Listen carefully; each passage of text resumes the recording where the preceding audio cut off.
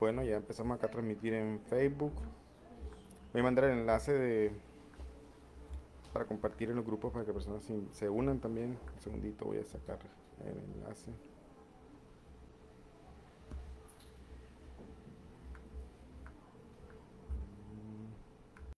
Ok, ahora sí ya está saliendo.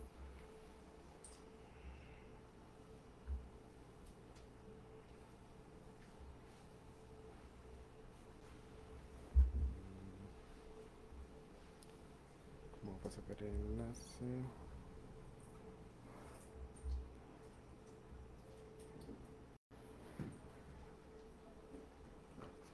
Copiar el enlace, listo, ya copié el enlace. Vamos a acá.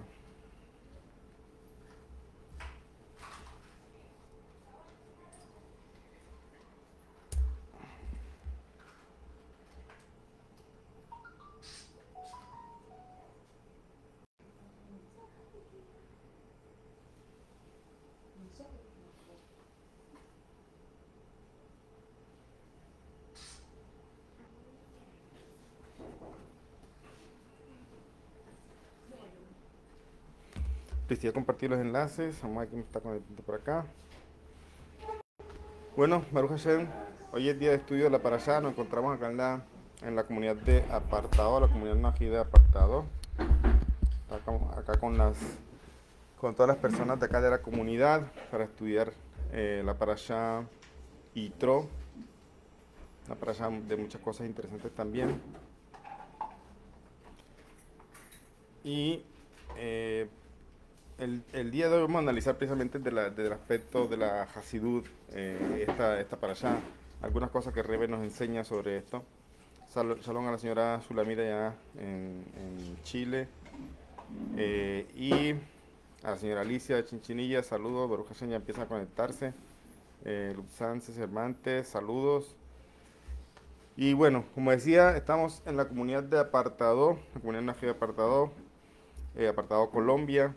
Acá hay un grupo muy bonito, un grupo que ya hace algún tiempo varios rabinos le han estado visitando también. Yo he tenido la fortuna de conocer acá a todas estas personas muy familiares, muy bonitas, como una familia acá también. Y vamos a hacer la transmisión directamente de acá, desde la ciudad de Apartado. Vamos a analizar la parashá de Yitro. Con respecto a esto, en Likutei Sijot está dicho, es usual leer en la filosofía hasídica que todo lo que existe en el plano físico de la creación tiene su raíz y paralelo en lo espiritual. ¿Cómo está? Vamos a empezar. Bien. Primeramente fue lo espiritual, que fue descendiendo a Hashem su luz, haciendo crear mundos espirituales hasta que todo surge o da paso a este mundo físico. Por eso también hay un dicho en la sabiduría judía que dice tal como es arriba es abajo. No dice tal como es abajo es arriba, sino tal como es arriba es abajo. Es decir, todas las cosas que ya de un principio fueron creadas fueron materializándose y descendiendo en este momento. Por ejemplo, en este caso la parasha tenemos la entrega de la Torá. Tenemos la entrega de la Torá acá. Y podríamos pensar entonces, a veces dicen, no, todavía la Torá no existía. En verdad sí existía la Torá, solamente que no había bajado al mundo hasta que se dio este evento del Sinaí.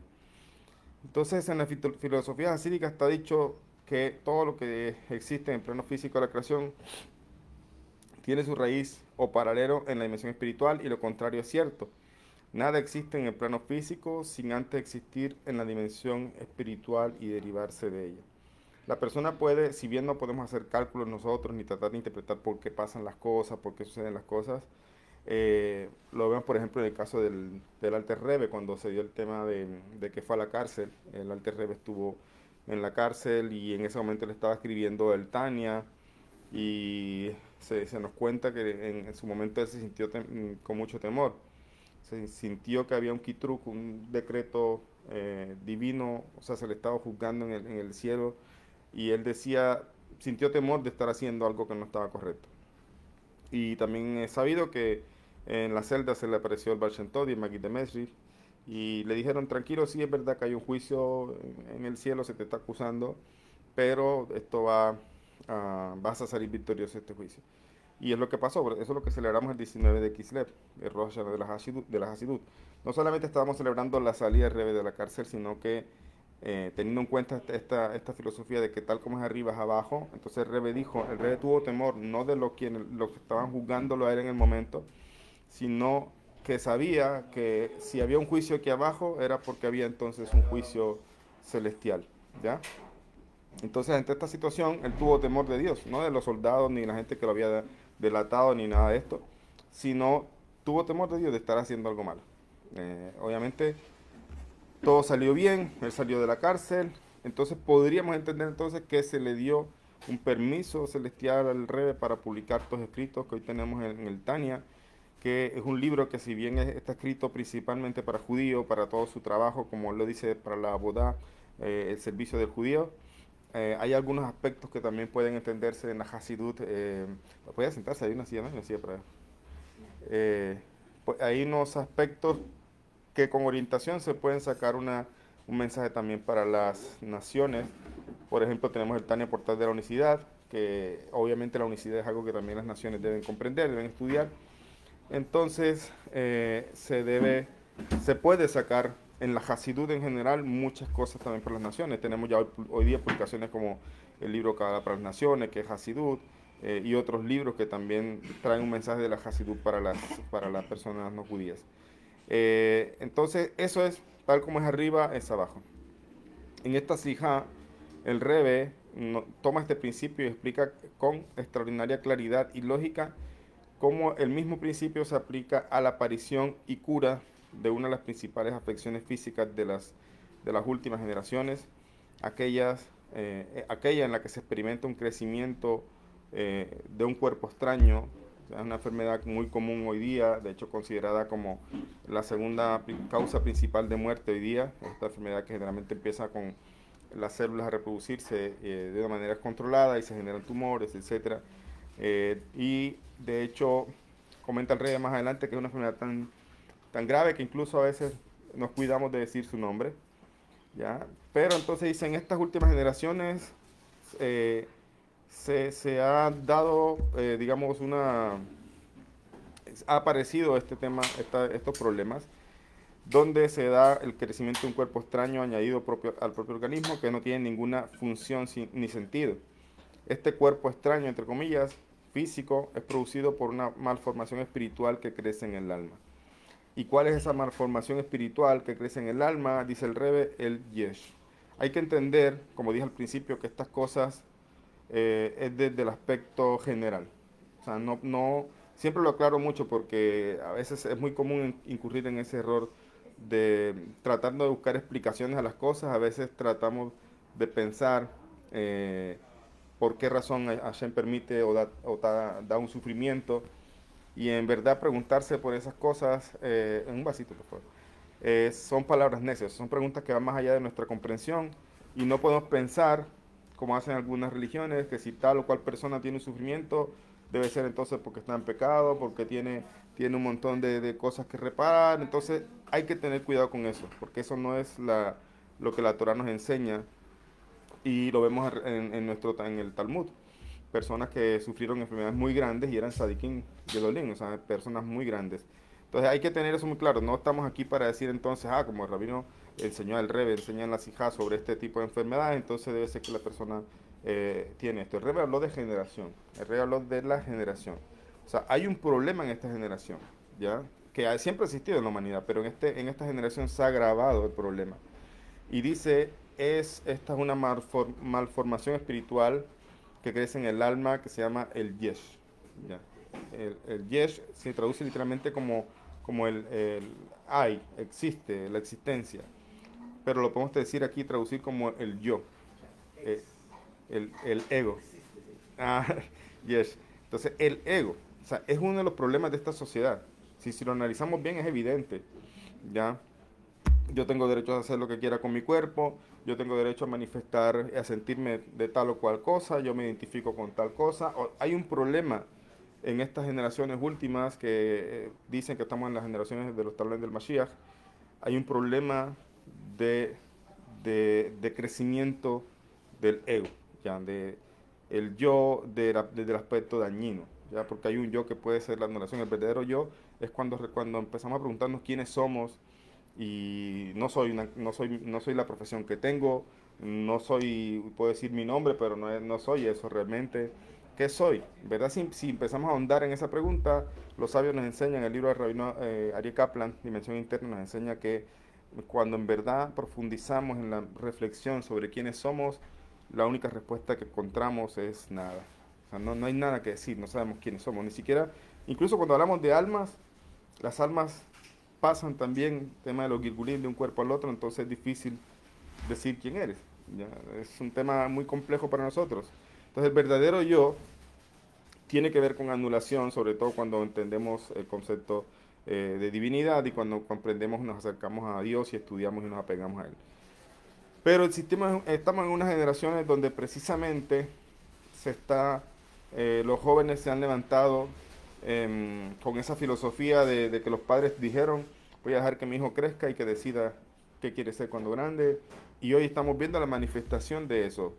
Jóvenes que hoy no tienen ningún tipo de conciencia de Dios, de ningún tipo a veces religión, o sea, no conocen de que existía un hombre que se llamaba Abraham. Pregúntenle a un joven a ver que si conoce quién era Abraham, quién era Isaac, o cómo se llamaba la esposa de Isaac, no saben. Realmente no fue algo que se les enseñó. Y esto lo que hizo precisamente es traer un problema social, dice el Rebbe, una enfermedad social, lo llama también él en su libro Hacia una vida plena de sentido, donde se ha acrecentado el yes. Es decir, todos sabemos que yo existo, pero no tengo ningún tipo de conciencia de Dios. Entonces Rebbe le llama a esto un tipo de crecimiento extraño desde el aspecto espiritual. Ya, se ha crecido el tema, se ha crecido el problema. Cada persona, si bien todos tenemos derechos y merecemos respeto y todo, se ha pasado una línea donde ya va más allá del respeto, es decir, tiene que respetarme porque yo me siento de tal o cual forma, tienen que respetarme porque por ejemplo, las mujeres que exigen el tema del aborto porque dicen que puede hacer lo que quiera con su cuerpo, es decir, hay mucho tema aquí del yo, ya, del ego. Entonces, eso dice Rebe, la cura del yo enfermo y su destrucción se cristaliza a través del estudio de la filosofía hasídica. Ya Rebe nos hace aquí hay un resumen brevemente de lo que se va a tratar. Y el Rebe enseña que la cura precisamente para estas sociedades donde el ego está tan pronunciado es la Hasidut. ¿Ya? Y ya vamos a entender por qué. Dice, la Hasidut es la quimioterapia, entre comillas, del ego enfermo. Pero, a diferencia de la quimioterapia convencional, Dios nos libre, además de destruir los aspectos negativos del carácter de la persona, fortifica los positivos. ¿Qué está diciendo el Rebe aquí? El Rebe está diciendo, es cierto sobre este tipo de enfermedad que hay unos tratamientos bastante agresivos, incluso afectan a la persona, se debilita, es complicado, es una enfermedad bastante terrible, pero, eh, pero la Hasidut no es una cura como ese tipo de quimioterapias que afecta a ese nivel, sino que todo lo contrario. La Hasidut lo que logra es destruir los aspectos negativos si la persona en verdad lo aprovecha y fortalecer los positivos. ¿Ya? Eso es lo que está diciendo acá el Rebe. Entonces, ¿cómo se conecta esto con la parashá? ¿Qué tiene que ver esto con la parashá y Tro? Pensemos que en esta parashá precisamente se da la entrega de la Torá. Y la Torá, como sabemos, es bastante extensa en leyes. Sabemos que son 613 preceptos. Y aunque decimos que aquí se da la entrega de la Torá, en verdad, ¿qué es lo que se enuncia? ¿Qué es lo que Hashem enuncia en el monte Sinaí? ¿Mm? Los 10 mandamientos que llaman, la serie de libros. Entonces, esto es lo que se entrega a la Torah, sí. Y de hecho está dicho, Moshe recibió dos Torot, la Torah oral, la Torah escrita, o sea, la explicación, todo esto. Sin embargo, no es como la gente piensa que recibió, porque si miramos la Torah, tiene la historia, por ejemplo, de Yitro, precisamente, tiene la historia de Amalek, tiene la historia de Dan. O sea, sabemos que Moshe estuvo escribiendo durante gran parte de su vida, escribiendo la Torah en rollos, pero sabemos que todo era en un estado de profecía y Moshe estaba escribiendo lo que Hashem le iba dictando, tal cual como lo veía y como Hashem se lo mostraba. Entonces no es aquí Moshe que actúa como cualquier ser humano normal que empieza a escribir un libro y desde su inspiración, dentro de pronto de su conocimiento, empieza a escribir, Acá Moshe no hace eso. Moshe no, la Torá no es un libro escrito por Moshe, de cierta forma. Aunque él escribió los rollos, Moshe fue el instrumento que Hashem utilizó para escribir toda su Torá. Sin embargo, no es un invento de Moshe, no es algo que Moshe escribió por sí mismo. Entonces, pero en el momento del Sinaí se da la entrega de los Aseradibrot, las tablas de la ley, decimos. Entonces, ahí hay una conexión con lo que vamos a ver. Dice acá, luego del éxodo de Egipto, el pueblo judío se reunió frente al monte Sinaí para recibir la Torah de Dios. Acerca del momento de la entrega de la Torah y como introducción a los mandamientos está dicho, y Dios habló todas estas palabras para decir, a ver Hashem, et Moshe lemor. Dice, Dios habló todas estas palabras para decir, lemor. La palabra lemor significa para decir, como hay preguntas sobre este tema, o sea, ¿por qué se repite la palabra y habló para decir? O sea, porque los comentaristas tradicionales de la Torá comentan que esto se refiere a que Moshe recibió la Torá, digamos, y debía transmitir estas palabras a los judíos que de pronto no estaban presentes ahí en ese momento, pero dice el Rebe, esto en su momento no se entiende bien porque está dicho en Midrash, en Shemot Rabbah, que todas las almas de Israel estaban presentes en el Sinaí, todos, inclusive los que iban a venir generaciones posteriores. Todas las almas de Israel estaban presentes ahí en la entrega de la Torá. Entonces, esta explicación, si bien es una explicación buena, de un nivel, digamos, sencillo, pero siempre sabemos que la Torá tiene 70 facetas, se puede profundizar, y aquí aprendemos precisamente que todo tiene una respuesta según su nivel. Por ejemplo, yo siempre pongo el ejemplo, tal cual con los niños, que empiezan a preguntar cosas a la medida que crecen. Entonces uno le va dando respuestas, pero uno no le dice todo. No le dice todo, y sobre todo si es un tema a veces complejo, de pronto que ellos no van a poder entender. Pero uno le puede dar una explicación a su nivel. O sea, a su nivel. Siempre hay una respuesta para todo y para aquella persona que se acerca también, que de pronto no conoce nada, entonces aún para ella hay una respuesta. ¿Ya? Entonces acá, estas interpretaciones, si bien son ciertas, cuando en su momento, digamos, satisfacen, digamos, esta pregunta, pero si se profundiza, que eso es lo que hace el Rebe cuando profundiza aquí, dice, bueno, esta respuesta, analizándola de fondo, no es completamente satisfactoria porque está dicho en Shemot Rabbah, en el Midrash, que Hashem le entregó la Torah a todas las almas de Israel, incluso las que no estaban presentes allí en cuerpo, digamos, sino que iban a venir y nacer en generaciones posteriores. Sobre esto, hay la palabra lemor, que es lo que dice, entregó esta Torah para decir, entregó, y Dios dijo para decir, no se entiende entonces. Y sobre esto hay una explicación que trae el Maguid de Mesrich. Sabemos quién es el Maguid de Mesrich, ¿cierto? Que es el maestro del Alter Rebbe, alumno del Baal Shem Tov, y el Maguid de Mesrich también fue maestro si no estoy mal, de Rabbi Nachman. O sea, toda la Hasidut viene precisamente del Baal Shem Tov.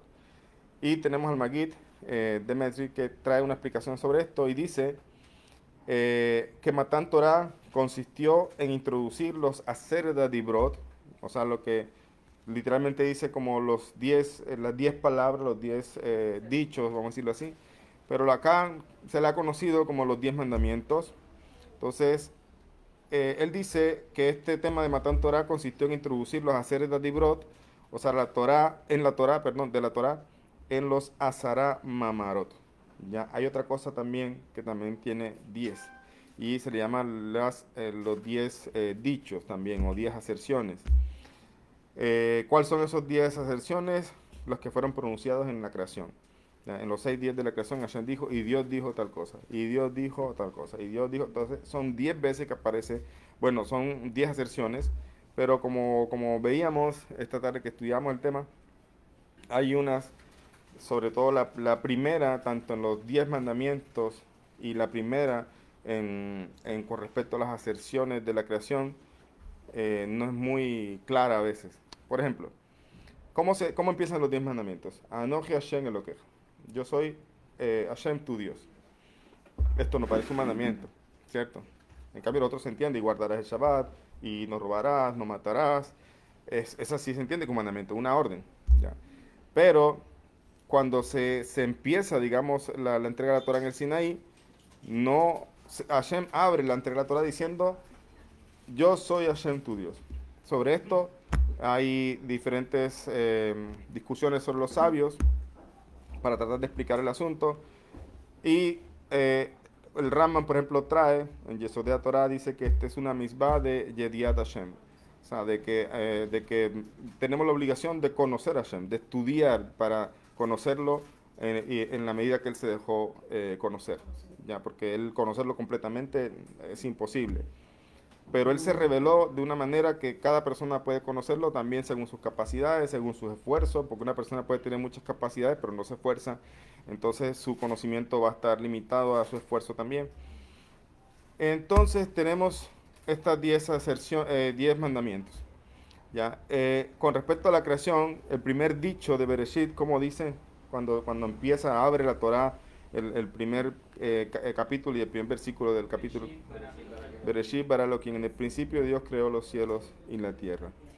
Entonces, allá no empieza tampoco con la expresión y Dios dijo. ¿Ya? Las demás expresiones, pues, Dios dijo, hagamos esto. Dios dijo que sea la luz. Dios dijo tal cosa.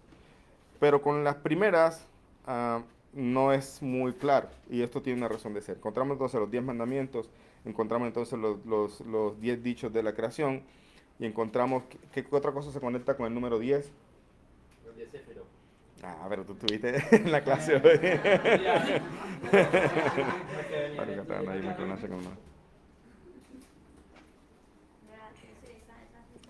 Sí. Sí. Ya sabes qué se siente. Las 10 sefirot, sí. Las 10 sefirot. Tenemos entonces las 10 sefirot, los 10 mandamientos y los 10 dichos creativos. Como esto se relaciona también con las 10 sefirot, la razón de ser muy sencilla, muy brevemente explicado de por qué este primer mandamiento no está expresado. Debes conocer a tu Dios y estudiar hasta tus límites, tus capacidades. ¿Por qué Dios no lo dijo así? Porque tiene un carácter ambiguo. O sea, es como dicen los sabios, tiene un carácter satum, cerrado, como oculto. No está expresado claramente, está de manera satum, entonces oculto. Y esto se parece también en los dichos de la creación. Dice Bereshit bara Elohim, o sea, no parece ser como que la expresión y Dios dijo. Entonces hay algo aquí también como que no está tal cual expresado así. Y con las 10 sefirot, esto se relaciona con la sefira de Keter. Y Keter también tiene un carácter ambiguo que se puede estudiar mucho más a profundidad. Pero la ambigüedad de Keter tiene que ver con también con el tema de la voluntad, y cuando la persona se anula según la voluntad divina también. O sea, porque recuerden que tenemos una cualidad de Keter en nuestra alma, y tenemos una cualidad, y hay una cualidad de Keter en los mundos superiores que Hashem creó y con la cual se manifiesta también en el mundo a través de esa sefirot. Pero Keter tiene un carácter inefable para nosotros. O sea, es difícil de entender más allá de eso. Incluso Jokma, que está más abajo, ya de por sí dice está más allá de cualquier comprensión. Binah ya hay algún tipo de comprensión de algo. Pero si Jokma ya es incomprensible para nosotros, Keter, que está muy arriba todavía, es menos comprensible. Entonces, por esa razón, como esto está relacionado con la sefira de Keter, por eso este primer enunciado en los dos casos, en la creación y en los 10 mandamientos, aparece de una manera oculta, así como que no es tan revelado así. Es una explicación muy sencilla para entender el tema. Pero con respecto, dice, dejando la sefirot de lado por el momento, porque no es el estudio acá ahora, dice el Maguid de Mesris, hay una razón de ser de por qué, de cómo se conectan estos 10 dichos creativos con los 10 mandamientos que Hashem trae o empieza con la que abre, digamos, lo que es la entrega de la Torah, y cuáles son, además de lo que ya dije. Y dice que estos Azará Mamarotos, son los 10 dichos de la creación, se corresponden también con los Aseres de Adibrot. Y cómo se corresponden, dice, como este es el objetivo de la entrega de la Torah, nuestro versículo dice, Baidaber Hashem lemor, y Dios dijo Hashem para decir, es decir, para infundir el Baidaber en los 10 Dibrot del lemor, los 10 Mamarot. O sea, ¿qué está diciendo aquí? Vamos a traducirlo. Está diciendo, para introducir el Baidaber, o sea, el Baidaber tiene que ver con el aspecto divino, cuando dice, y dijo Hashem para decir, con uno de los aspectos que encontramos en esta parasha. Y allá encontramos con respecto a los 10 aspectos creativos una connotación material. Acá estamos con una entrega de la Torá que tiene una connotación muy espiritual, de algo que desciende, que si bien al final la Torá desciende de lo alto y la Torá estaba, dice, Hashem y la Torá son uno solo, y la Torá también representa también la voluntad de Dios, la Torá trascendió cualquier cosa creada. O sea, es una de las primeras cosas que Hashem creó. Por eso escuchan el Midrash que dice, Hashem creó las letras primero, y las letras se presentaron ante él, etcétera. Entonces la Torá es una de las cosas que existe antes de que cualquier cosa fuera creada. Pero en este momento, en esta parashá, estamos viendo a la Torá descender de grado en grado, de mundo en mundo, hasta que toma un carácter material. Aquí, ¿cómo se materializa? Se materializa cuando Hashem escribe los preceptos en tablas materiales, tablas de piedra. Ahí en ese momento, eso que era muy elevado, se escribió de una forma material. Aún así, si han leído sobre estas primeras tablas, eran, no eran tablas normales. Incluso dice que, por ejemplo, la letra Samech, por ejemplo, que es una letra que parece como un círculo, como cerradita, la parte central se mantenía en su lugar. Ya, eso son cosas milagrosas, o sea, porque si tú quitas y haces un recorte circular, el círculo se va a caer, ¿ya? Pero entonces estas letras se mantenían en su lugar, tenían una luz muy especial y era algo muy, muy diferente a lo que podemos imaginarnos simplemente como tablas escritas y ya. Entonces, aún así, la Torah bajó y se materializó, o Hashem la materializó en estas piedras. Y luego después Moshe escribe rollos de Torah, porque Hashem le dio la orden de escribir rollos de Torah, y él le iba dictando palabra por palabra todo lo que iba a escribir. Al final entonces esta Torah hoy día está condensada en un rollo de Torah que es pergamino y tinta. Incluso aunque compramos los Humashim, los libros impresos, también esos libros hay leyes para mantener el respeto hacia los libros, por lo que tienen, es un libro también donde está escrita la Torah. No tiene igual la misma santidad que un rollo de Torah, pero son libros que merecen respeto. Entonces aquí pasó algo tan elevado, descendió hasta que se consignó primeramente en tablas, y también hoy día lo tenemos en los rollos de Torah que tenemos en las sinagogas. Entonces hay un aspecto material, o sea, divino aquí en la parte de la entrega de la Torah, y en la creación tiene, si bien hay un aspecto divino también, está muy en la connotación de la creación material. Ya está creando Hashem todo el mundo, todo lo material, todo eso se está creando. Entonces, ¿qué dice aquí el Maguid de Mesrich? Que la intención o la conexión que hay entre esos 10 dichos creativos y los 10 mandamientos es que la intención de Hashem era infundir los 10 mandamientos en los dichos creativos. O sea, en palabras castellanas, así en sencillas, infundir de divinidad cada cosa material en este mundo. ¿Ya? Eso es lo que está diciendo. Vincular o traer más allá de lo material, siempre tener una conciencia de lo divino, una conciencia sobre Dios. Eso, en pocas palabras, es lo que dice Maguid de Mesrich, que es la filosofía hasídica nos enseña eso. O sea, lo material, como vamos a ver, no es algo separado de lo divino también. La función del hombre, el hombre une las dos cosas. En el hombre se han unido dos cosas. Se unió cuerpo, que es algo físico, y une un alma también ahí. Entonces ya el hombre tiene los dos aspectos también, divino y material. Por lo mismo, el hombre no puede separar lo material de lo divino, no es lo correcto, sino que incluso en las cosas mundanas, que incluso la palabra cuando la escuchamos se nos viene a la mente algunas religiones que lo utilizan como algo que es totalmente pecaminoso, lo mundano. Acá la enseñanza correcta, lo que la Torah nos enseña es que aquello mundano, entiéndese lo material, tiene que hacerse con conciencia divina. Eso es lo que está diciendo aquí en Maguid de Mesrich. Aunque parezca algo mundano, como salir a trabajar. Como comer, por ejemplo. O sea, comer es un acto donde estamos alimentando aparentemente solamente el cuerpo, pero cuando se le infunde divinidad a ese acto de comer, de alimentar el cuerpo, cuando yo elevo una bendición agradeciendo a Hashem por este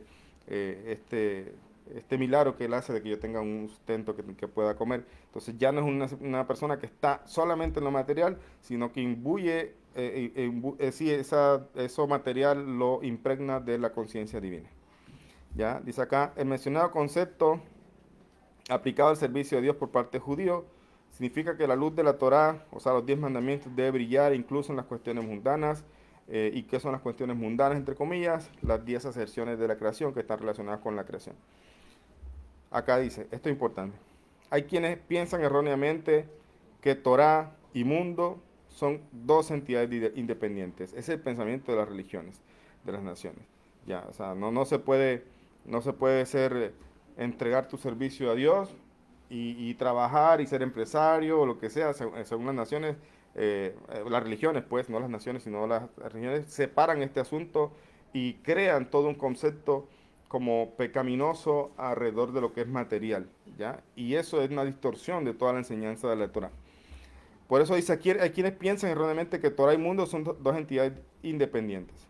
Estos, al estar en un ambiente de Torah, o sea, las personas que están, al estar en un ambiente de Torah, se comportan como lo hace un judío de Torah. El Rebbe no está hablando aquí realmente de las naciones, yo lo estoy explicando que eso se ve también en las naciones, pero el Rebbe está diciendo, hay personas, o sea, hay veces que los judíos también se equivocan y piensan que Torah y mundo es diferente. Es decir, voy a la sinagoga, rezo, o si voy a tener un momento de tefila personal, bueno, ahí rezo también, hablo con Hashem, pero después, bueno, me ocupo de mis negocios. O sea, separamos las dos cosas. A veces la persona, por error, incluso el judío, puede erróneamente separar las dos cosas porque dice, bueno, este lugar es para rezar, el otro lugar es para trabajar, ¿ya? Y ese es un error muy grande. Por eso dice, al estar, las dos son entidades independientes. No son. Estos, o sea, las personas que piensan así, al estar en un ambiente de Torah, se comportan como lo hace un judío de Torah, pero cuando salen al mundo, actuarán siguiendo las percepciones y prácticas del mundo. Lo cierto es que del judío se demanda que todas sus cuestiones, incluso las mundanas, concuerden con las premisas de la Torah. Escuchen, esto es muy profundo. ¿A quién se le demanda y se le exige que él tiene que imbuir todas sus acciones con divinidad? Al judío. ¿Eso significa entonces que Hashem no espera nada de las naciones? No.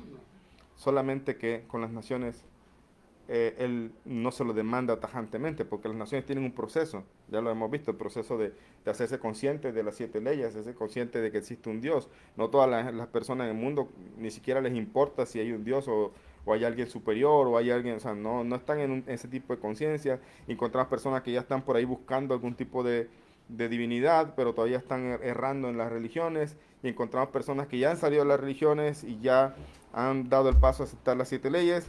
Y encontramos personas que además de que aceptaron las 7 leyes, siguen estudiando y tratando de mejorarse sus cualidades, ¿ya? Entonces, Hashem, ¿de quién sí le exige? Al judío, ¿ya? Pero de las naciones, él espera, solamente que él es más, vamos a decirlo así, como más liviano, ¿ya? Él espera porque no le puede exigir, o sea, porque él sabe muy bien, él nos conoce desde adentro, conoce nuestra alma, él sabe cómo las almas están conectadas y en sus diferentes raíces, etcétera. Entonces, él al judío sí le demanda tajantemente, tienes que hacer todos tus actos imbuidos de conciencia divina, y nuestros sabios es por eso que entonces determinaron bendiciones para hacer para comer, bendiciones para hacer para después de comer, bendiciones para hacer dependiendo qué tipo de alimento como, bendiciones incluso para si voy a la persona va al baño y entonces después de salir del baño pedir, darle gracias a Hashem porque pudo aliviar su cuerpo, bendiciones por abrir los ojos en la mañana, bendiciones si vamos a estudiar Torah, bendiciones si olemos fragancias, bendiciones si escuchamos un trueno, si vemos un arco iris. Tenemos bendiciones para hacer un montón.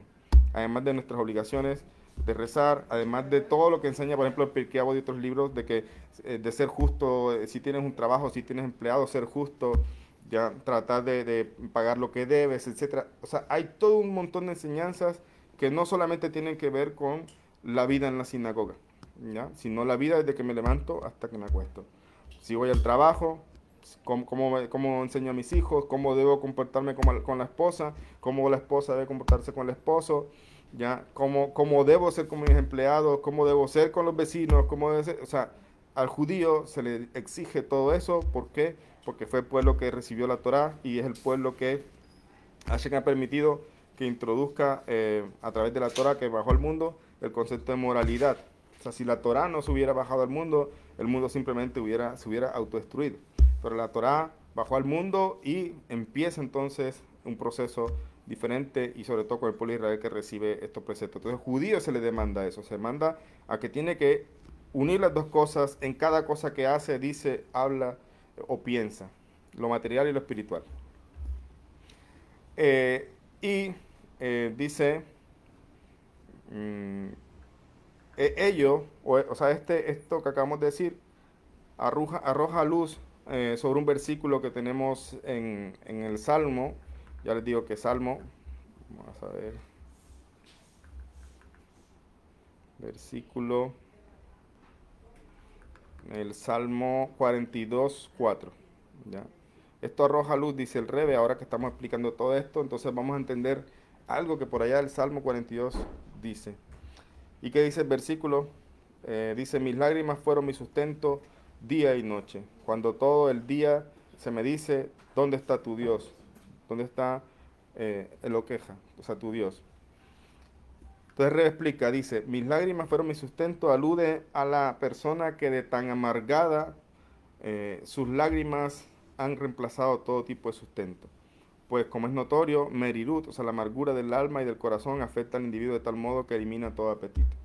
O sea, estamos hablando de una persona que precisamente ha caído en un punto muy, muy bajo precisamente, donde prácticamente incluso, y pasa, es real, la persona incluso puede perder las ganas de comer, las ganas de vivir, las ganas de hacer cualquier cosa. Dice, esto se refiere a que las lágrimas han reemplazado todo tipo de sustento. O sea, prácticamente ahora la persona todo es lágrimas, ¿ya? Eso es amargura del alma y corazón, dice. Afecta al individuo de tal modo que elimina todo apetito.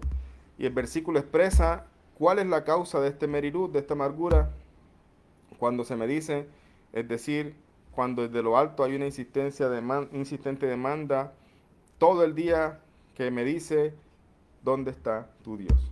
O sea, ¿cómo se explica este versículo?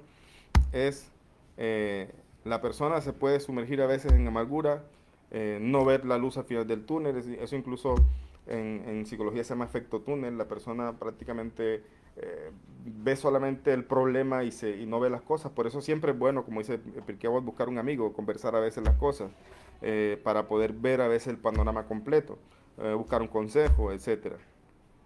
Entonces, ¿por qué se llega a ese punto?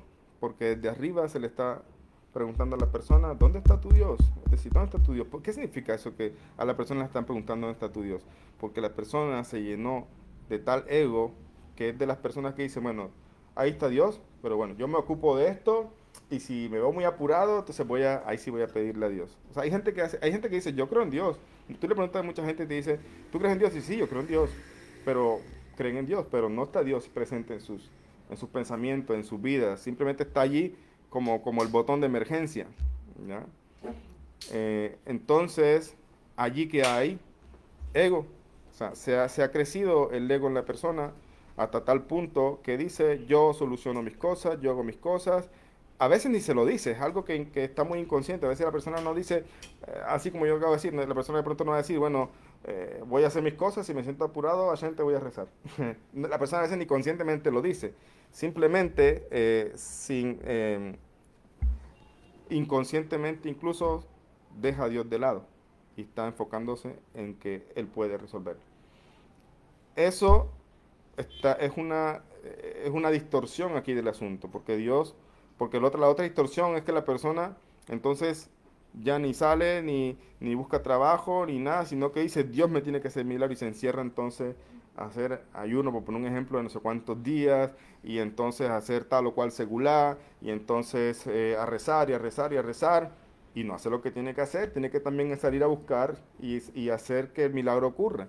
Ya el mundo no funciona así, el mundo funciona haciendo establecido de que hay una acción que el hombre tiene que hacer también y hay una respuesta de arriba. Entonces, cuando se ha torcido la idea, la persona inconscientemente llega a un punto en que su ego desplaza a Dios. Y por eso llegan sufrimientos a veces, y por eso llegan golpes desde arriba y le están diciendo, ¿dónde está Dios? ¿Dónde está Dios?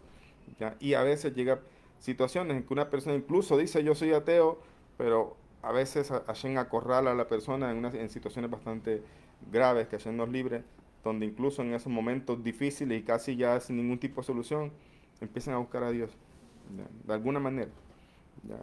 Entonces, por eso se entiende aquí que vamos a repetir ahora con la explicación, dice, mis lágrimas fueron mi sustento al luz de la persona que tan amargada, sus lágrimas han reemplazado todo tipo de sustento, pues como es notorio, Merirut, o sea, la amargura del alma y del corazón, afecta al individuo de tal modo que elimina todo apetito.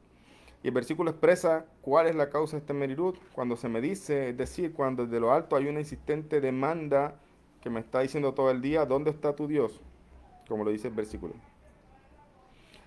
Dice, esto entonces es lo que se exige a la persona desde lo alto. ¿Dónde está tu Dios todo el día? No, ¿dónde está la gente? Por lo que estamos diciendo, no es que cuando voy a rezar, ahí sí tengo presente a Dios en mi vida. Sino desde arriba, dice el salmista, ¿dónde está tu Dios en todo el día? Desde que te levantas hasta que te vas a dormir. ¿Ya? Cada paso, o sea, vas al trabajo y dejas a Dios de lado. ¿Ya? Claro. Y entonces, eso es lo que está desde lo alto, se está exigiendo a la persona: ¿dónde está tu Dios?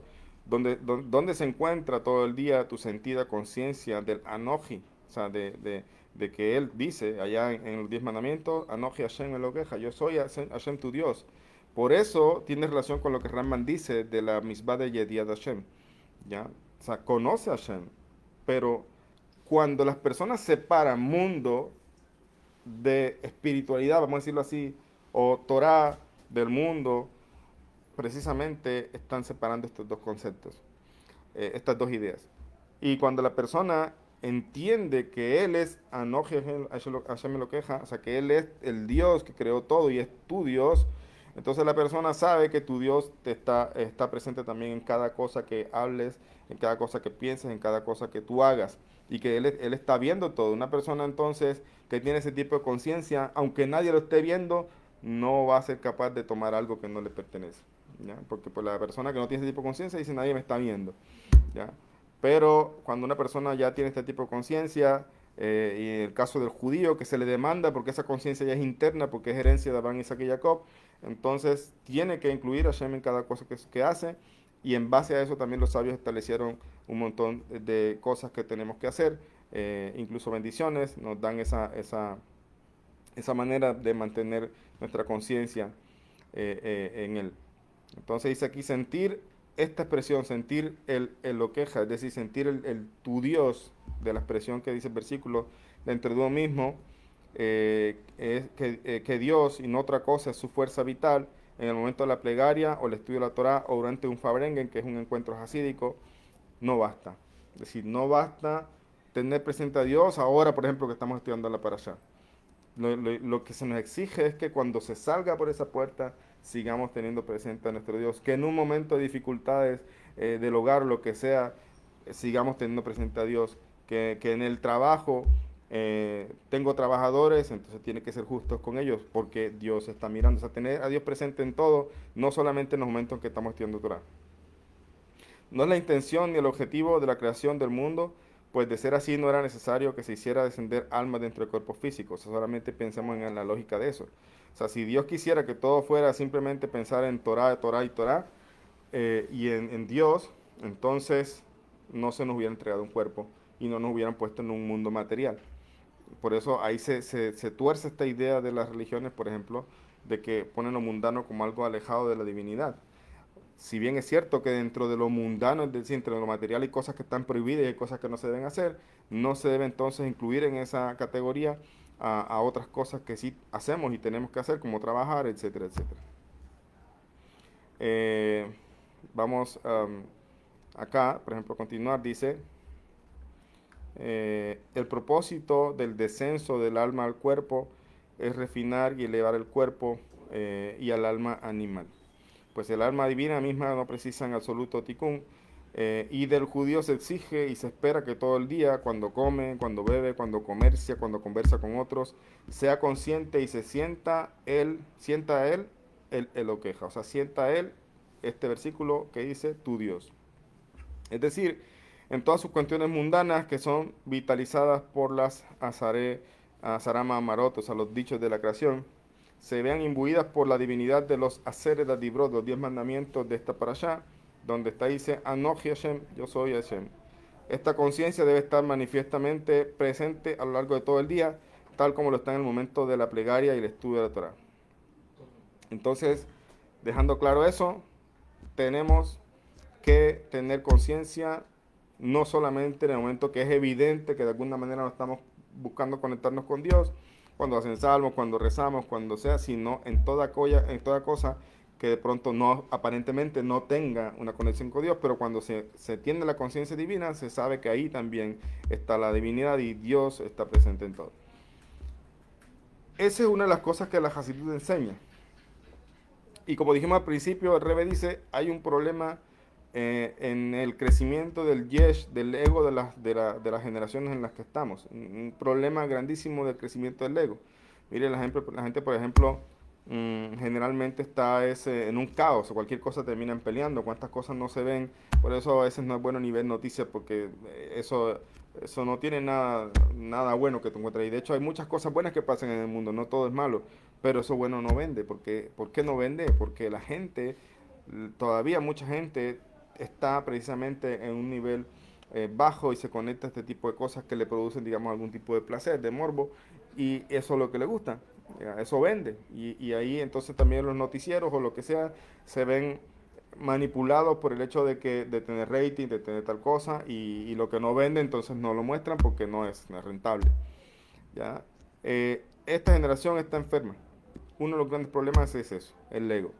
¿Ya? El ego de la generación, y eso ha traído problemas. El Rebbe dijo al principio cuál fue la cura, porque así dice el Talmud en Megilá, dice que antes de Hashem mandar la enfermedad, manda la cura. ¿Cuál fue la cura? Antes que llegaran estas generaciones, Hashem, a través del Baal Shem Tov, bajó un conocimiento aquí al mundo que se llama Hasidut, ¿ya? Que tiene que ver con conceptos místicos, pero entendidos a un nivel muy sencillo. Y hay Hasidut para las naciones, y hay Hasidut para el judío, y hay Hasidut profunda, y hay Hasidut un poco más sencilla, etc. ¿Ya? El Rebbe dijo al principio, esta es la cura de la generación. Por eso Hashem la mandó antes. ¿Ya? ¿La cura para qué? Porque el problema de la generación, repito, es el tema del crecimiento del ego. Y la Hasidut, precisamente tiene, uno de los propósitos es precisamente el bitul, la anulación de la persona frente a Dios. Y por eso dice acá, ahora con respecto a esta idea, aún dentro del pueblo judío, hay personas a veces que ven la Hasidut como cosas muy profundas. Dicen, no, eso es Kabbalah, no estudies eso, tal cosa así. Pero en realidad es un error, ¿ya? Porque no es Kabbalah. La Kabbalah es otra cosa. La Kabbalah sí no es para todo el mundo y no estamos en generaciones. Incluso los cabalistas hoy día, porque sé que deben existir, escasean. Y por lo menos sí sé que no andan en redes sociales y no tienen canales de YouTube y no andan ofreciendo cursos. Eso sí lo sé, ¿ya? Pero de que los hay, como dicen por ahí. Pero están tan imbuidos en su conexión con Dios que precisamente no están para estas cosas. Eso es Kabbalah, eso es algo que no, ni siquiera, porque la gente piensa a veces que porque la Kabbalah está prohibido para el Najida, piensa que el judío pasa estudiando Kabbalah, y la verdad es que no. Yo, por ejemplo, y una persona no estudia Kabbalah porque decía, necesita tener un maestro, y maestros en Kabbalah no abundan, y muy pocas personas tienen el mérito y tienen las capacidades para poder conectarse con un maestro que le enseñe Kabbalah de verdad. Hay algunas cosas que Hasidut nos enseña para tener idea de ciertos conceptos, más no es Kabbalah, es Hasidut. Aunque se traigan términos como Sefirot, términos como de pronto los Olamot, los universos, etc. Y incluso que se hable del Sinsum, del Jalalapanú, etc. Muchas cositas por ahí, pero en realidad no es Kabbalah, es Hasidut. Es algo que sí está a nivel entendible de esta generación. ¿Y por qué esta generación? Porque hay un paralelo. En esta generación el ego ha crecido, pero hay otra cosa. También ha crecido el conocimiento secular. O sea, antes la gente, por ejemplo, era muy fácil de engañar. ¿Por qué? Porque incluso creía mucho en el tema de los mitos, leyendas, el tabú, tal cosa. ¿Por qué? La gente era muy inculta, o sea, no era una persona que ha estudiado. Hoy día abundan muchos profesionales, abundan las carreras universitarias, abundan los cursos técnicos, etcétera. Cualquier persona hoy día tiene la capacidad de distinguir, por lo menos de lo racional y lo básico, distinguir cuando algo es absurdo y cuando es mentira. Ya es más difícil engañar a las personas, y precisamente como es más difícil engañar a las personas, por eso en esta generación mucha gente está saliendo de las religiones, ¿ya? Porque ahora ya no, muchas cosas carecen de sentido que en algún momento la persona creía. Entonces, en mi libro, en esa parte lo explico en el capítulo sobre la ciencia, precisamente cómo la ciencia abre un poco el camino para entender la Hasidut, que es un conocimiento que se puede entender también hoy día. Sobre esto, entonces, ¿qué pasa? Dice, hay quienes arguyen que la doctrina hasídica pertenece a la esfera de lo esotérico y por lo tanto Dios libre no debe ser estudiado. ¿Ya? Yo he escuchado de personas, de judíos, que un día me dicen, no, le pregunté a tal rabino, judíos que no son de Hasidut Chabad. Y le pregunté a tal rabino y me dijo, no, eso el Tania es muy profundo para ti. ¿Ya entiendes? Verdad, no, el Tania lo estudian hasta los niños en Chabad, desde pequeñitos. Que lo vayan entendiendo en la medida que crece su manera de, su comprensión es otra cosa, va a encontrar siempre, va a profundidades, etcétera. Pero en realidad el Tania, todo judío debería estudiar. No sé si conocen el rabino, siempre me olvida el nombre, él da clase de Mahon Meir en Jerusalén. No, el que da clases de Tanaj, que está enseñando sobre el libro de Yehoshua. Él es brasileño, se me olvida el nombre ahorita. Yo le pregunté, él es askenazí, y lo ves tú todas las semanas con las revisticas de la Sijot de Chabad, o sea, la parashá desde el análisis hasídico. Y él cuando va a dar clases más o menos lleva la revista de la Sijá de la publicación semanal de Chabad y él enseña de allí. Ya, y él mismo lo dice en su clase, lo puedes ver ahí, en videos, dice, a mí me gusta la Hasidut, ¿ya? Y un día yo le pregunté, ¿por qué no se hace jamás? Le pregunté. Y él me hizo caer en cuenta de algo. Eso fue hace mucho tiempo. Y él me decía, no, yo tengo que seguir la costumbre de mis padres, o sea, de las líneas que nací, pero me encanta y estudio mucho Hasidut. Y hay una cosa que es una realidad. El judío, por ejemplo, hablamos de judío, no tiene que ser Chabad para estudiar Hasidut. Puede estudiar Tania, si es sefaradí, si es askenazí. La Hasidut no está hecha solamente para el círculo de Chabad. Está hecha para toda la generación de judíos, ¿ya? Y hay muchos judíos que lo han entendido como él, y él sigue su línea askenazí y sigue la halajá como askenazí, pero es que la Hasidut no es halajá. La Hasidut es algo que precisamente le da sentido a la halajá, es como el alma de esa Torah revelada, ¿ya? Entonces no hay que ser Chabad para estudiar Hasidut. O tampoco tengo que ser judío para estudiar Hasidut, porque hay Hasidut también entendible y que tiene aplicabilidad para las naciones. De hecho, por eso el Mashiach, según la historia muy conocida, le dijo al Baal Shem Tov, el Baal Shem Tov le preguntó en una meditación que tenía, le dijo, se encontró con el alma Mashiach y le dijo, ¿cuándo vas a venir al mundo? Estamos esperándote. Y entonces él dijo, cuando tus manantiales se difundan en el mundo. O sea, cuando el Hasidut se difunda. Y está pasando. Estamos en la época de Mashiach. Entonces, ¿y por qué está pasando? Porque en este mundo cada cosa tiene que tener un equilibrio. Se creció el ego, ¿ya? Esta enfermedad de las generaciones en las que estamos, pero por otro lado hay una cura por allí también, ¿ya? Hay una vacuna, más que está repartida y que las personas se pueden conectar con esa vacuna en la medida que precisamente se hacen conscientes. Por ejemplo, hablemos de las naciones, cuando por lo menos se hacen conscientes de que Dios es uno y de que tiene siete preceptos, 7 obligaciones. En ese momento que la persona hace eso, ya empieza un gran paso, ¿ya? No lo mismo aquella persona que todavía está perdida un poco con su búsqueda espiritual. Y en el judío, sin duda, tenemos entonces que esto, o que esto que dicen algunos que la doctrina hasídica es solamente para gente muy especial y algo muy profundo, en verdad no es así. Hasidut se entiende a cualquier nivel para cualquier persona, para cualquier judío. Entonces dice acá, en el momento de Matán Torah se dio toda la Torah, como ya decíamos, tanto su nigle, como decimos Hasidut, o sea, su dimensión esotérica revelada, como su nistar, su faceta esotérica. O sea, vamos a decir, su dimensión exotérica, su dimensión externa revelada se entregó en la Torah, en Matan Torah, y también se entregó su faceta mística, los secretos, la profundidad, ¿ya? Y hay una cosa también, dentro de ese ego que está esta generación, muchos andan precisamente en ese ego buscando Kabbalah, ¿ya? Buscando por ahí, hacen cursos y todo este tema, y gente que vende esto incluso a cristianos, etcétera.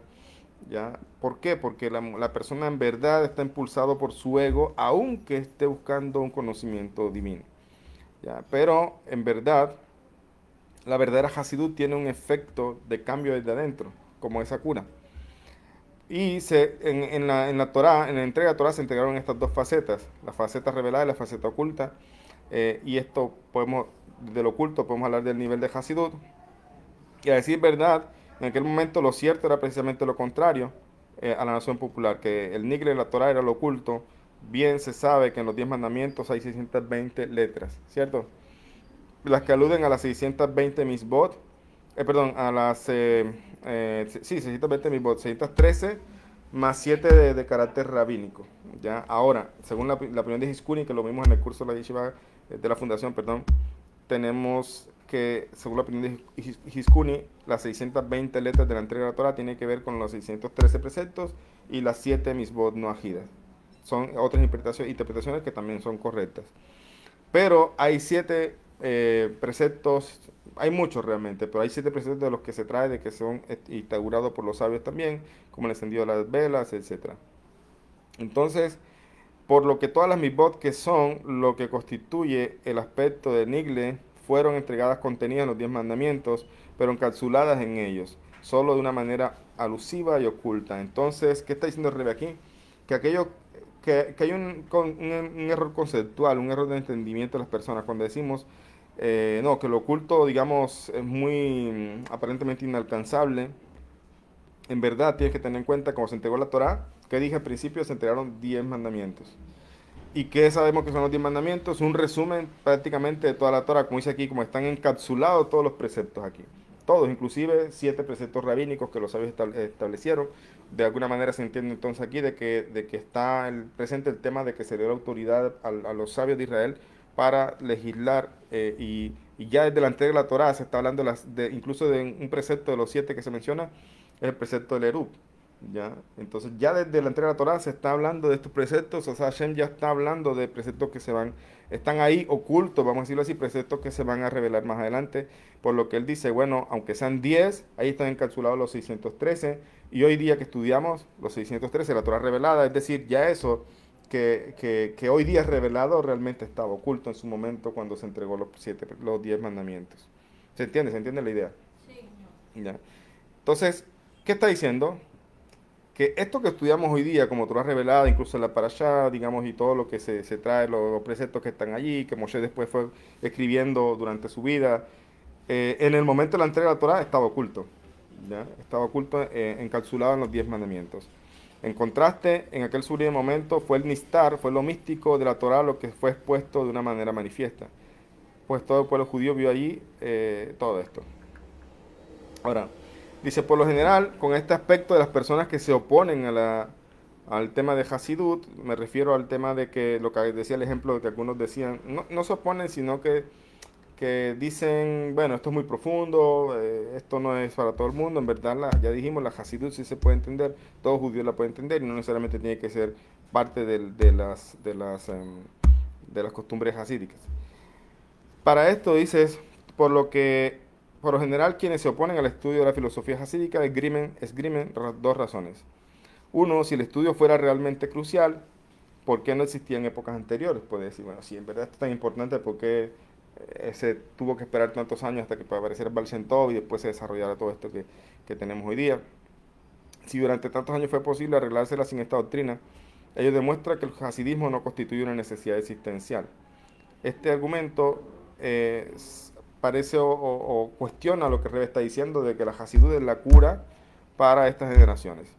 ¿Ya? Entonces, aquellos que argumentan eso van a decir, no, en verdad, ¿por qué tienen que decir eso? Si fuera así, eso no hubiera entregado desde hace mucho tiempo, pero eso se reveló fue hace poco con el Baal Shem Tov. Otra razón que pueden decir, el estudio de la filosofía hasídica apunta a la anulación de la realidad de la materia y el yesh propio, o sea, el yo, y la autoanulación es una actitud negativa, ¿ya? O sea, también se puede argumentar de que la autoanulación es una actitud negativa, porque entonces lo vemos como que esa persona no tiene el carácter que se necesita para afrontar ciertas situaciones, ¿ya? Porque en el mundo también se necesita, y este es el ejemplo que se trae por ejemplo, cuando Pesach, que es una festividad que estamos cercanos. con el tema de la levadura y el hametz. El hametz y la... ¿cómo es? Tenemos la hametz y matzah, exactamente. Tenemos la matzah, que no tiene hametz, y el hametz, que es todo lo que está prohibido en Pesach. Entonces hay quienes explican el hametz tiene que ver un poco con eso que se eleva. O sea, hay un ego sano. Es que la palabra ego generalmente, también como cualquier cosa, se distorsiona, se tuerce. Pero hay un sentido también de conocer quiénes somos y es sano. Entonces allá enseñan algunos sabios, bueno, entonces hametz tiene que ver con ese ego que es necesario, que es sano tener, que nos permite precisamente defendernos, no dejar que nos pisoteen, es decir, tener un respeto propio, un amor propio, y a hablar de amor propio estamos hablando de cierta forma del yo, del ego. Entonces, si yo anulo totalmente eso, pues entonces cualquiera hace lo que quiera con la persona. Entonces, esto es negativo. Entonces, ahí está el punto que algunas personas podrían pensar, no, la Hasidut la Hasidut, digamos, ese tema de Bitul no puede ser completamente porque se necesita esto, y entonces anular esa autoanulación puede ser negativa. La respuesta a estos argumentos, Rebbe lo trae enseguida, citando una respuesta así del Rambam, que era un conocido médico también. Y el Rambam, como médico, justo de lo que estamos hablando, de enfermedades, de la enfermedad naciones, de las generaciones en las que estamos, él dice en Shemoneh Perakim, dice que tal como existen enfermedades físicas y sus respectivos tratamientos curativos, del mismo modo hay también enfermedades del alma y metodologías para curarlas. De esto se entiende entonces de que las enfermedades del cuerpo y sus respectivos tratamientos es posible aprender acerca de las patologías del alma y su curación. Entonces dice, generalmente definimos como enfermedad a la carencia o deterioro de alguna parte del cuerpo. Sin embargo, existe un estado en el que el cuerpo no le falta a ninguno de sus órganos, sino que hay una afección que todo lo contrario trae un crecimiento adicional, que es la enfermedad que estamos hablando al principio. Entonces si definimos enfermedad como algo, como la carencia o deterioro de alguna parte, se queda corto porque en verdad encontramos algunas enfermedades que generan algo adicional, un crecimiento adicional. Sino que su afección, por el contrario, radica en el crecimiento de un cuerpo extraño, añadido. A simple vista esto requiere explicación por qué se preocupa tanto este fenómeno. Después de todo, no se trata más que de un crecimiento. ¿Acaso falta algún componente necesario cuya presencia es imprescindible para el buen funcionamiento del cuerpo? Sin embargo, no hay duda, esta anomalía constituye una enfermedad y en algunos casos su cuadro reviste mayor gravedad que cuando al cuerpo le falta algo. La enfermedad es tan severa y dañina que ni siquiera queremos llamarla por su nombre, dice el rey. El cuerpo añadido, o sea, este crecimiento, daña la zona de su propia ubicación física, Dios libre, puede incluso expandirse afectando otra área del organismo. Tal como esta enfermedad difiere de las demás, así también su tratamiento es diferente al del resto de las afecciones. Por ejemplo, los tratamientos curativos generalmente fortalecen en cierta medida a la persona se va recuperando, se va fortaleciendo, etc. Pero, en contraste, el tratamiento para esta enfermedad destruye la zona del crecimiento y también afecta bastante severamente a la persona en ese tratamiento. O sea, es un tratamiento muy diferente al resto de enfermedades. El tratamiento de las otras enfermedades va gradualmente la persona mejorando. En cambio, en esta va mejorando, pero también se va desmejorando. Y después de todo el proceso es que va entonces a mejorarse un poco más. O sea, es agresivo el asunto. O sea, es un tratamiento que también destruye y causa problemas, y esto va, digamos, contrario a lo que muchas veces se tiene con otro tipo de tratamientos. Dice acá al revés, los recursos medicinales para atacar esta dolencia se descubrieron apenas hace un par de generaciones. Y las técnicas específicas en la aplicación de dichos recursos se investigaron recién más tarde y aún continúan investigando. O sea, todavía hay mucho investigando sobre este tema. Y hasta hace apenas unas décadas atrás esto no era tan extendido en la humanidad como es hoy día. Dice, obviamente si alguien se niega a utilizar estos nuevos recursos medicinales y sustenta su desacuerdo en que la medicina debe fortalecer la salud del cuerpo y no destruirlo, o en que B, considera que si durante generaciones no se usaron estos tratamientos, él no requiere hacer caso a los nuevos médicos con sus técnicas novedosas, él mismo se cree un especialista, por lo que se comporta tal como el pasado todos entienden que semejantes argumentos son inválidos. O sea, en pocas palabras, no por eso la persona entonces va a decir, no voy a hacer tal o cual tratamiento. O sea, siempre tiene que seguir también los consejos y los tratamientos médicos y seguir, como dice Rebe, el conducto natural de las cosas y no argumentar que como decir, no, si esto antes no se utilizaba, entonces ahora ¿por qué lo voy a hacer? ¿Ya? En verdad es ilógico eso. O sea, si se usa ahora es porque ahora hay más estudios y más conocimiento sobre el asunto. Entonces esto debate aquel posición que dice, no, si la Hasidut es tan importante, ¿por qué no se enseñaba antes? Pues precisamente porque es ahora donde está la enfermedad. Ya, es ahora donde está manifestándose la enfermedad como problema en todas las generaciones. Es cierto que hay que fortalecer la zona sana del cuerpo, pero de ningún modo debe hacerse lo propio con aquel crecimiento que es ajeno al cuerpo, pues no integra al cuerpo humano, sino que por el contrario lo daña, por lo tanto hay que destruirlo. ¿Ya? Dice acá, como en tiempos pasados esta afección no era tan frecuente, ni se manifestaba como en la actualidad, no se la investigaba tanto. Y la falta de recursos curativos se debía principalmente a que Dios no hizo accesible al hombre la solución curativa. Es otra cosa. Los mismos médicos, la medicina y la ciencia también tienen un problema de ego, ya, porque ellos se creen que son los que salvan vidas. Son instrumentos de Hashem, y así lo trae el Rebbe también en diferentes cartas, etcétera.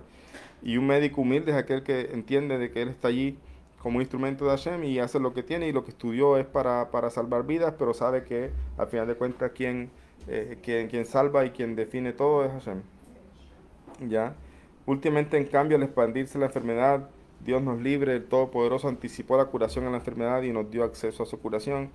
Todo lo existente en el plano físico de la creación tiene su raíz y paralelo en la dimensión espiritual, como dijimos al principio, y también la enfermedad en la que estamos hablando y su curación, aparecidos recién con tanta intensidad en las últimas generaciones, y por eso aclaro aquí, no estamos hablando de personas que de pronto conozcan o lo que sea que estén en este tipo de padecimiento, no estamos aquí para juzgar, estamos hablando en la generación.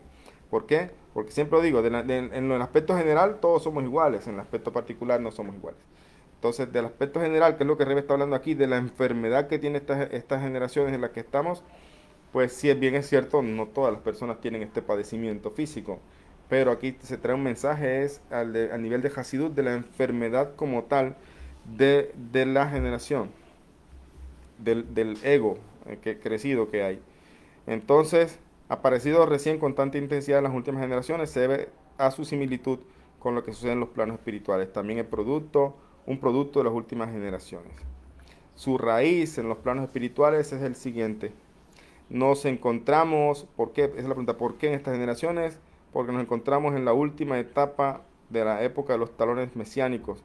Y dado que pronto se producirá lo que dice el versículo, que dice, Dios puso fin a la oscuridad y toda situación de mal, impureza y muerte se fortalece y aumenta la insolencia y la arrogancia sin causa de la clipa de Amalek. Nada más en la parasha pasada estábamos hablando de Amalek.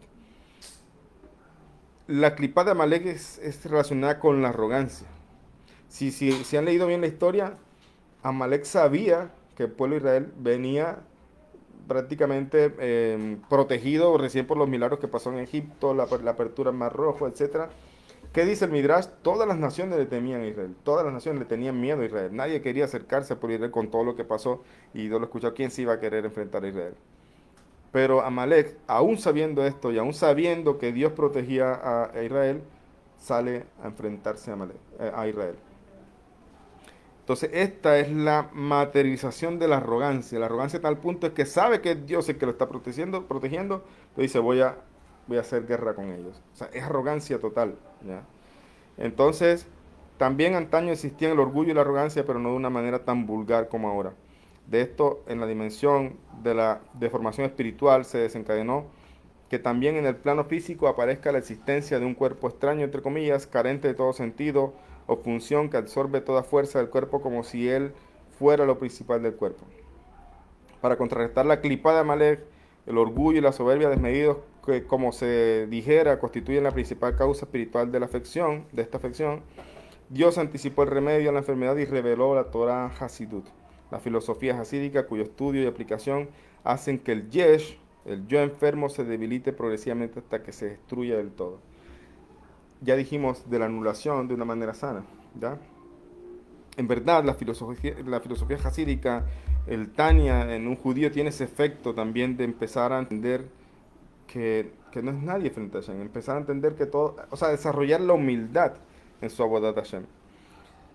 Y ahorita hablo de la humildad ya para concluir, pero antes de eso dice aquí, obviamente hay un punto en que esta analogía de esta enfermedad que afecta a estas generaciones y esta enfermedad física del aspecto espiritual, que es el ego, no es exacta del todo, ya que en la dimensión física, de usarse el tratamiento más del tiempo requerido, se podría llegar a afectar y destruir partes sanas del organismo.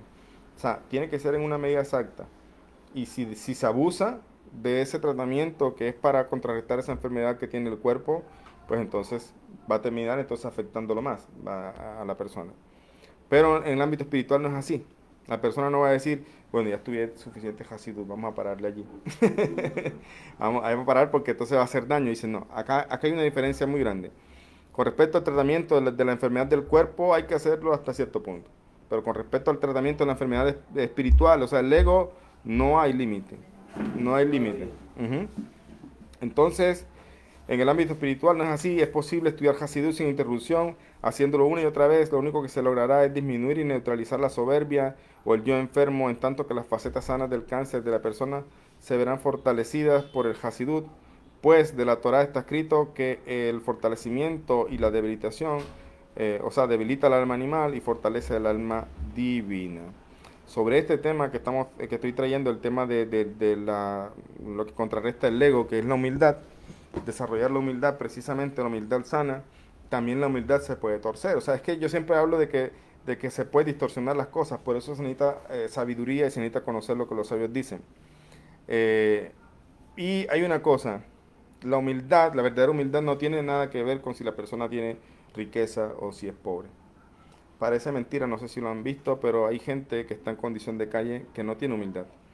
¿Ya? Entonces no tiene nada que ver la humildad con que si se tiene o no se tiene, exactamente. ¿Por qué? Porque ¿en qué es verdaderamente humildad entonces? Por ejemplo, hay gente que, como dije, hay gente que de pronto necesita ayuda y tú se las brindas y su poca humildad hacen parecer entonces que tienes un compromiso y entonces abusan de esa ayuda. ¿Ya? A veces pasa eso. ¿Ya? ¿Por qué? Porque aunque estén en un proceso difícil, en una condición difícil, y podríamos decir estén en la calle o estén muy pobres, no tienen humildad. ¿Cómo vamos a encontrar personas que de pronto tienen riquezas y son muy humildes? ¿Ya? ¿Por qué? Porque entonces la verdadera humildad no es, o más bien, la verdadera humildad es lo que dijimos al principio, identificar a Dios en el mundo. ¿Ya? Identificar a Dios en esa persona que te abrió la mano y te ayudó.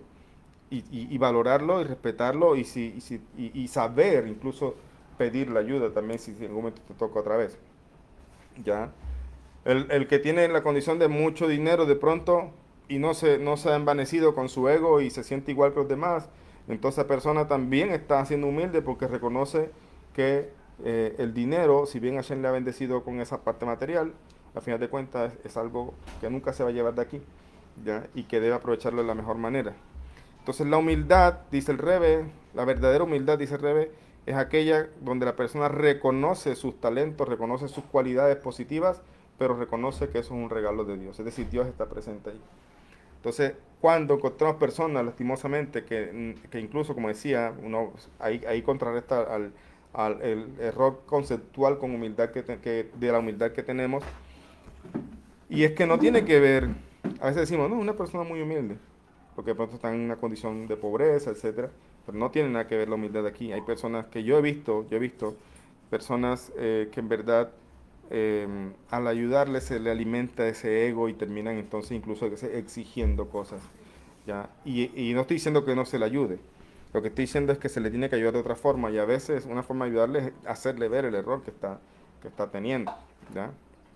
Entonces, la verdadera humildad, si esa persona es humilde y está en una condición de pronto bastante difícil y llegó alguien y le brindó un regalo o le dio una ayuda, entonces cuando él dice, bendito sea Hashem, que a través de esta persona abrió su mano y me bendice en este momento y agradece a la persona y todo lo demás, entonces la persona en verdad es humilde, ¿ya? Porque la humildad es reconocer a Dios en lo mundano, y eso es lo que nos dice en pocas palabras el Maguid de Mesri cuando nos dice que este tema de los 10 mandamientos con los 10 preceptos, los 10 enunciados de Bereshit, es unir precisamente lo mundano con lo espiritual.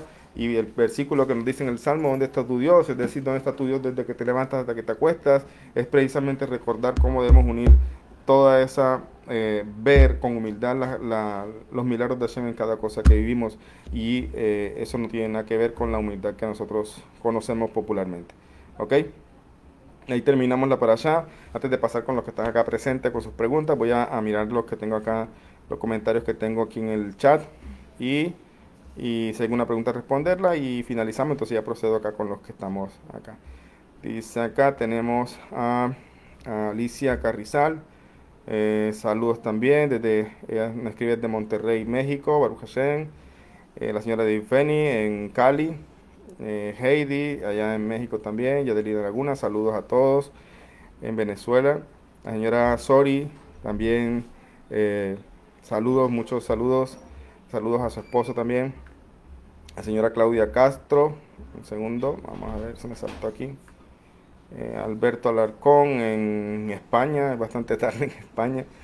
Elsie Guerrero, la señora Elsie, saludos. Un segundo, se me está saltando, está escribiendo aquí. Vamos a ver, dice acá.